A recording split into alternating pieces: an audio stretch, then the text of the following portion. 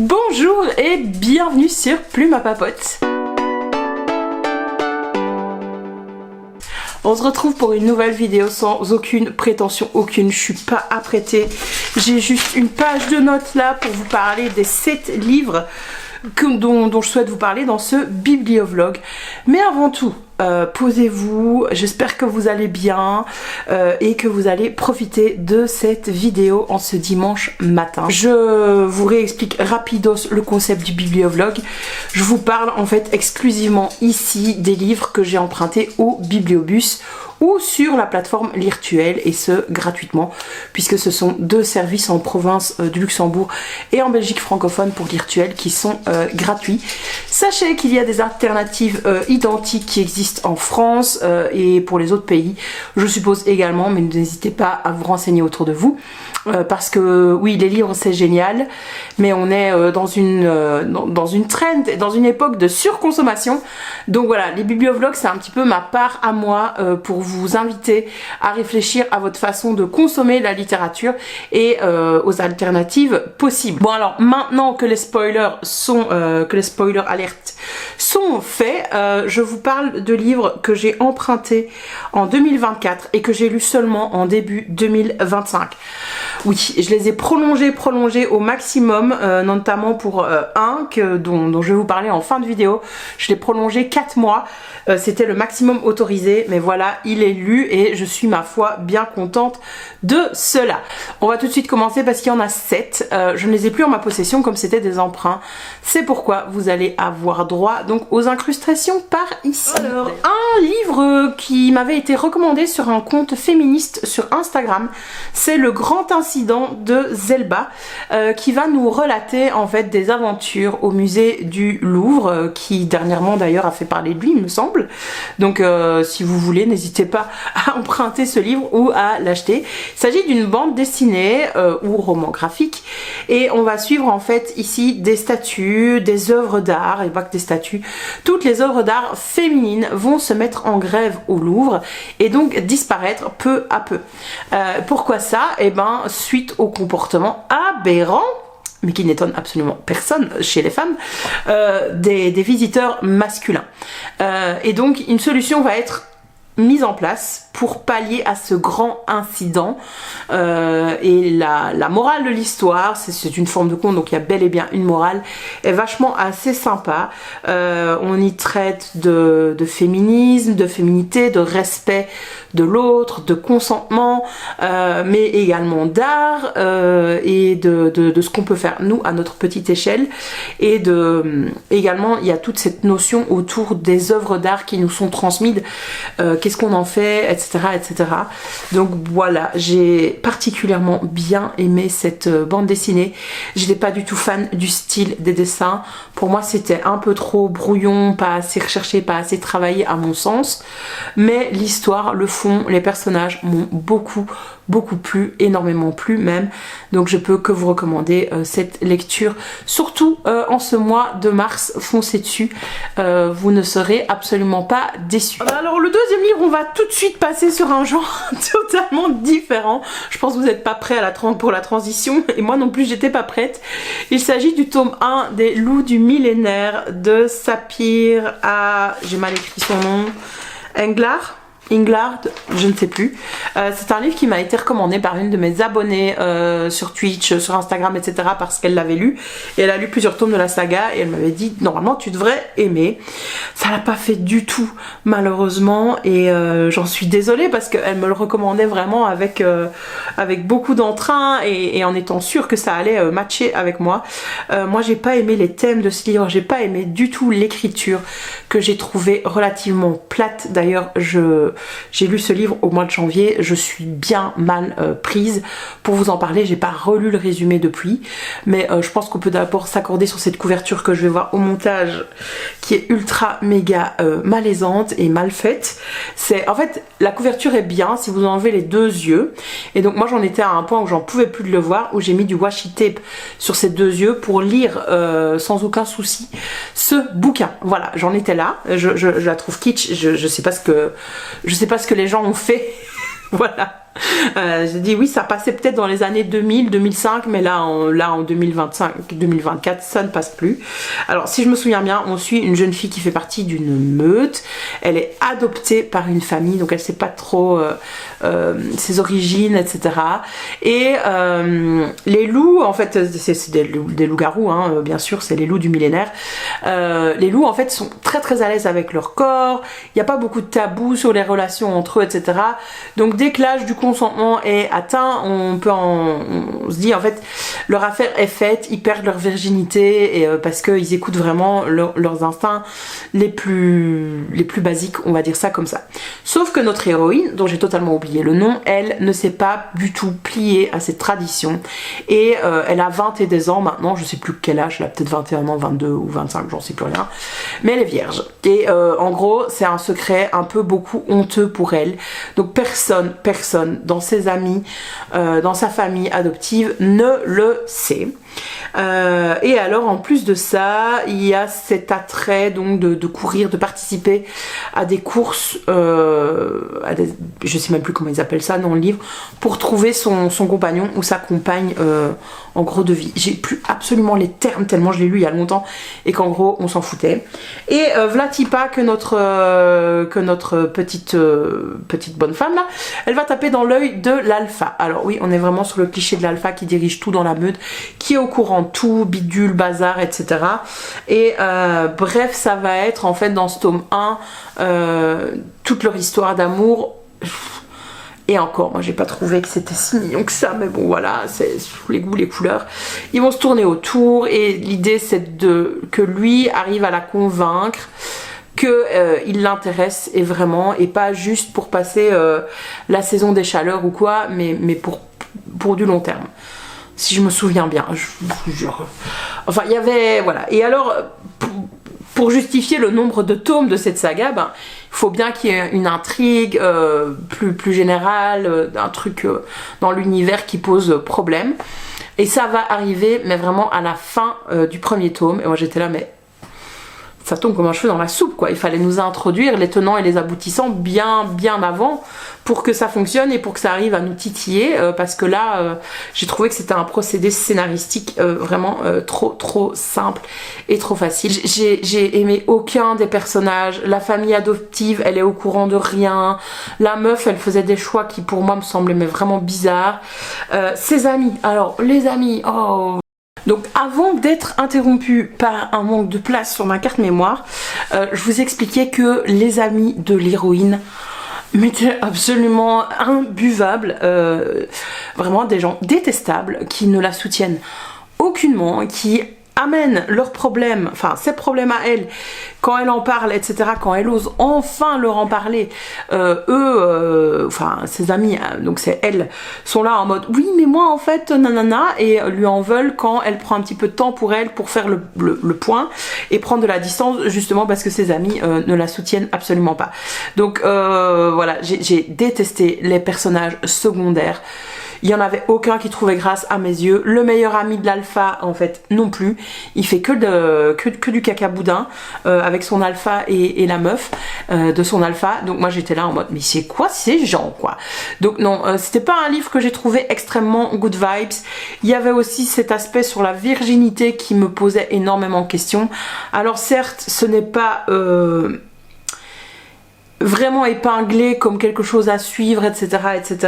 Les relations entre les loups sont relativement libres, mais je sais pas, ça me posait question. J'ai eu l'impression que c'est un livre qui avait extrêmement mal vieilli et pourtant j'ai l'impression qu'il a été écrit il n'y a pas si longtemps que ça. Donc ouais, je ne lirai pas la suite et j'ai été désolée de ne pas aimer, comme je vous ai dit, puisque mon abonné me l'avait chaudement recommandé et j'aurais aimé, ne fût-ce que pour elle, quoi.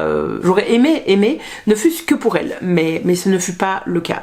Donc heureusement que je l'avais emprunté et pas acheté, ça m'a évité bien des déconvenues et une grosse déception et de l'argent perdu. Le troisième livre dont je souhaite vous parler, je vous en ai déjà parlé en long et en large lors de ma vidéo de la semaine passée, qui était donc toutes mes lectures de janvier, c'est vous parler de Mon fils de Philippe Besson.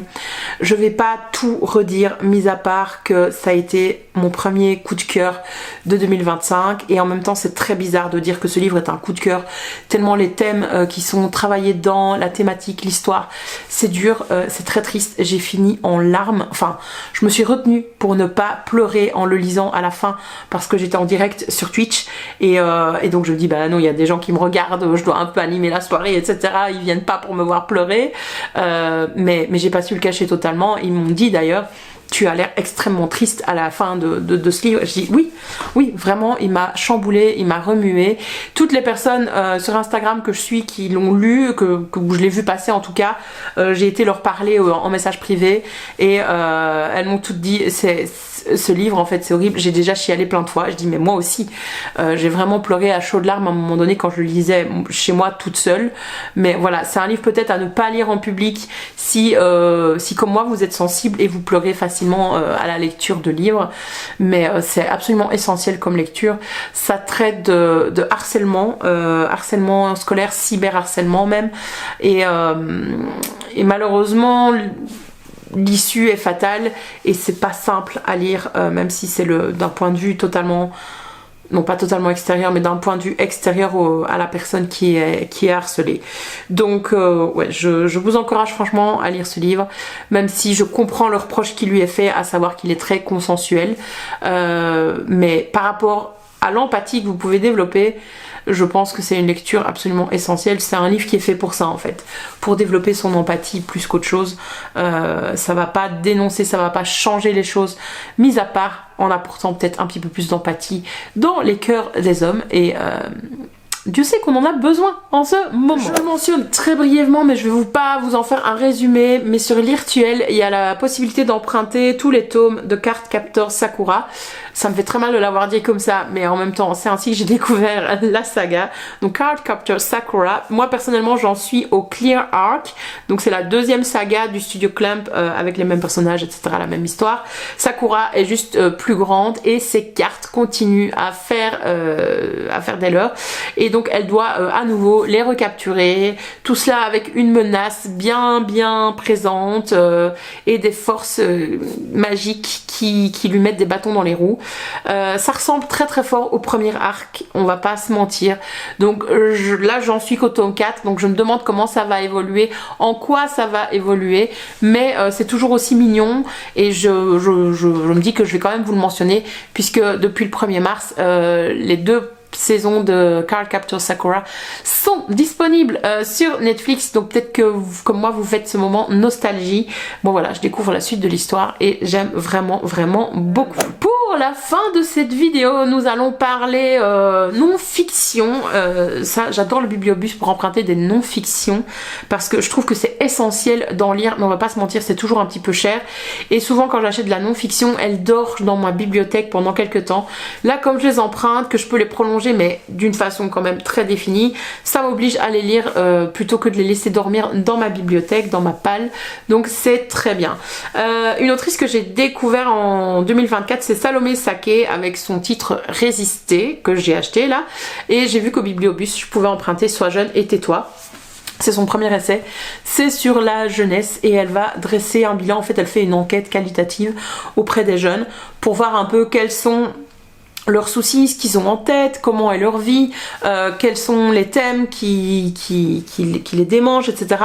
Puisque elle se rend compte en fait que dans les médias francophones, la jeunesse est toujours mal représentée, mal traitée même, est toujours mise vraiment au banc des accusés, en mode oui mais les jeunes ceci, oui mais les jeunes cela.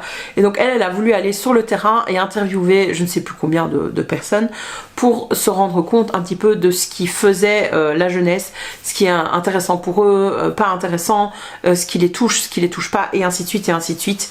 Et en fait on se rend compte avec la lecture de cet essai que être jeune dans les années 2020 c'est absolument merdique, on va pas se mentir. Moi je prends mon exemple puisque je vieillis, j'ai eu mon enfance dans les années 90, on va pas se mentir, les années 90 c'était mais la belle vie.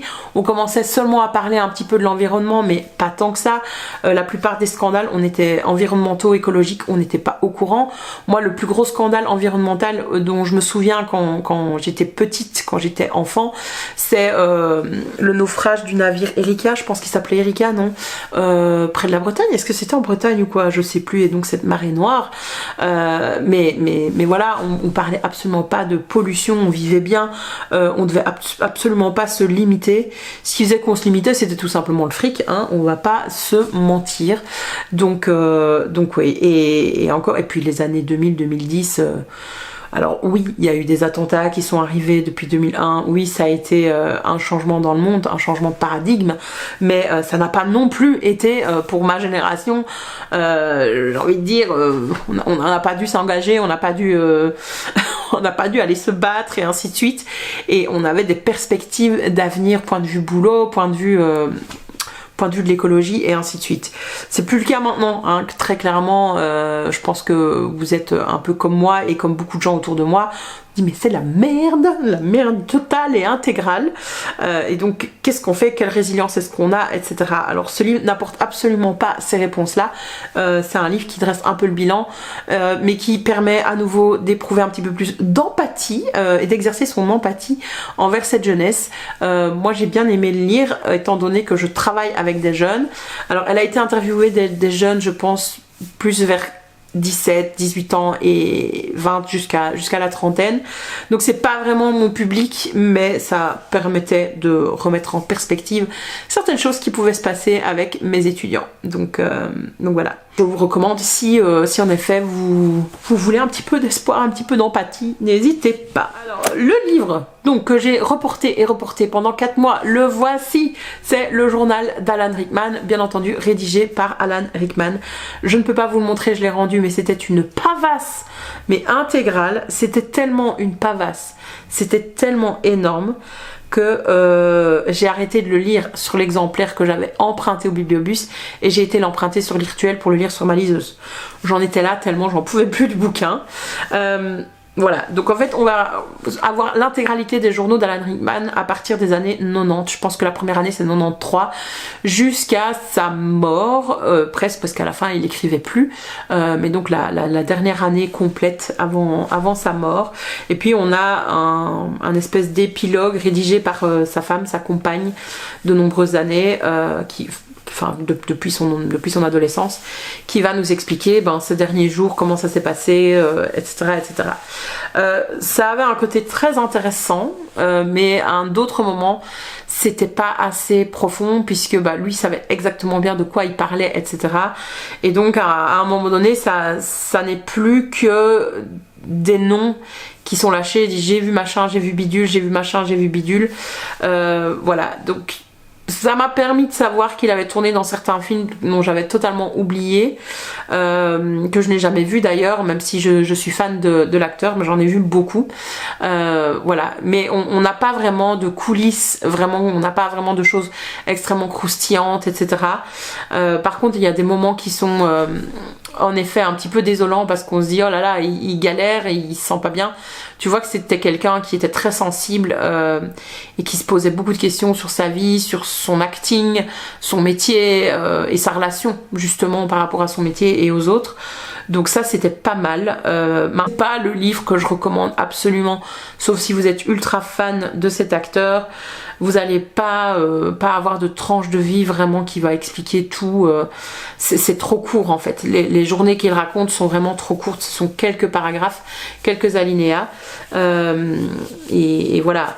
Ce que j'ai trouvé dommage, c'est que au milieu du livre, on a quelques illustrations, donc quelques photos, reproductions de son journal à certains moments. On a 3-4 pages comme ça, et j'étais là en mode mais en fait c'était ça qu'on voulait. Pourquoi est-ce que vous n'avez pas tout simplement scanné ce qu'il avait écrit, parce qu'on aurait eu toutes les illustrations, etc.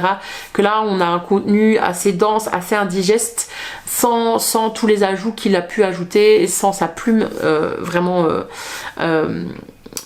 réelle. Donc voilà, C'était pas ma meilleure lecture, c'était pas ma pire lecture, mais ça me tenait à cœur de tout lire. On voit en tout cas que Potter, comme il l'appelle, va un peu lui gâcher la vie. Enfin, je pense que c'est un projet qui ne l'a pas fait vibrer plus que ça. C'est pas celui dont il parle le plus, mais vraiment pas. Il parle à peine des acteurs.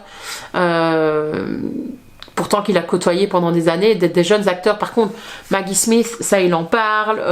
Il parle aussi de celui qui joue Dumbledore, j'ai oublié son nom, etc. Le mec qui joue Gandalf aussi, allez, je connais son nom, je l'aurais dit 10 fois avant de tourner cette vidéo, mais je l'ai plus. Enfin voilà, ça nous donne un petit aperçu, c'est une espèce de petite fenêtre sur ce qu'a pu être sa vie. Je suis pas mécontente de l'avoir lu, mais voilà, c'est quand même assez conséquent. Je pense qu'une biographie, finalement, aurait peut-être été plus indiquée, plus intéressante sur base de ces journaux, pourquoi pas. Et enfin, le dernier livre, c'est à nouveau donc de la non-fiction et il s'agit de l'affaire Alice Crimmins dans cette édition de chez 10-18 dont j'ai oublié l'autrice, ou je pense que c'est une femme qui l'a écrit. Donc c'est cette collection de True Crime qui est publiée chez 10-18 qui m'intéressait depuis pas mal de temps. Je vais essayer de tous les lire honnêtement. Et ici, on s'intéresse à cette femme, Alice Crimmins, qui va donner son nom à l'affaire alors qu'elle n'est pas la victime. Les victimes, ce sont ces deux enfants, un petit garçon et une petite fille, qui vont disparaître et être retrouvés morts tous les deux, malheureusement. Et dans cette histoire, en fait, l'autrice, elle prend vraiment le pied, je veux dire, elle est pas neutre, hein, très clairement, mais elle nous démontre par plein de choses que Alice Crimmins devait être la personne coupable aux yeux des inspecteurs, aux yeux des personnes qui ont enquêté sur l'affaire et aux yeux même de l'opinion publique, parce que cette femme était divorcée, était séparée de son mari. Cette femme sortait avec beaucoup d'autres hommes, elle travaillait dans un bar et servait des cocktails. Elle avait une vie un petit peu bohème, ou en tout cas c'était pas ce qui était attendu d'une femme dans les années 50-60 à New York. C'était 50 je pense, et ça va faire grand bruit cette affaire. C'est une coupable idéale, mais finalement quand on regarde l'enquête, quand on regarde les preuves, ben rien, absolument rien ne démontre qu'elle est la coupable, que c'est elle qui a tué ses enfants. On n'aura pas de réponse dans le livre puisque les preuves datent d'il y a trop longtemps. Elles ont été malheureusement oui, on les a touchés, il y a des choses qui ont disparu, etc. Donc on saura jamais réellement le fin mot de l'histoire. Mais en attendant, cette femme a eu une vie partiellement détruite à cause de ça. Déjà parce que ses enfants ont disparu, ce qui doit être absolument horrible, ça doit être une douleur absolument immense. Elle va quand même essayer de se reconstruire et de continuer sa vie par après, mais la justice essaiera constamment de la rattraper et de lui faire porter le chapeau des meurtres ou des crimes, des assassinats de ses enfants. Donc c'était assez glaçant à lire, parce que moi à chaque fois que je le lisais, j'étais là en mode mais, en fait ça peut arriver à n'importe qui quoi. À partir du moment où tu as un gars qui décide que c'est cette personne-là qui est coupable, forcément tu vas chercher dans ce sens-là et tu vas trouver des choses qui vont te faire dire ben oui, c'est en effet ça. Donc voilà, c'était vachement intéressant. C'est très sociologique finalement par certains aspects, et moi je vais très clairement m'empresser d'emprunter les autres affaires dans cette collection. Voilà, et les lire progressivement. Alors je dis que je vais m'empresser, mais vous le savez très certainement, j'ai une palle longue comme mon bras. J'arrive en fin du challenge Palaton, là c'est le dernier mois pour participer si vous voulez, et j'espère en tout cas que ça aura bien aidé à faire diminuer ma pile à lire. Sachez, je vous préviens, qu'il y aura d'autres challenges qui arrivent cette année, notamment pour le printemps. Il y aura un readathon du printemps très prochainement, j'annoncerai les dates sur Instagram et sur Discord, donc n'hésitez pas à aller me suivre là-bas. Et le Heartstopper Book Challenge reviendra au mois de mai et juin, donc n'oubliez pas également de vous tenir informé pour ce challenge lecture là. Bah écoutez, voilà, j'en ai fini avec cette présentation des livres que j'ai empruntés au Bibliobus et sur Lirtuel. Je ne sais pas quand aura lieu le prochain épisode du Bibliovlog de cette année. J'ai emprunté des livres, mais j'en ai encore lu aucun. Je vais devoir les rendre bientôt, j'ai l'impression, et dans ceux que j'ai empruntés, je suis en train de me dire oui, ça me tente, mais sans plus. Donc voilà, à mon avis, il va y avoir une petite pause. Je vais m'y intéresser plutôt au courant du mois d'avril, plutôt que là, maintenant, tout. Il me reste juste donc à conclure cette vidéo en vous remerciant de toujours être au rendez-vous sur YouTube, mais également sur les autres réseaux sociaux que j'ai cités auparavant.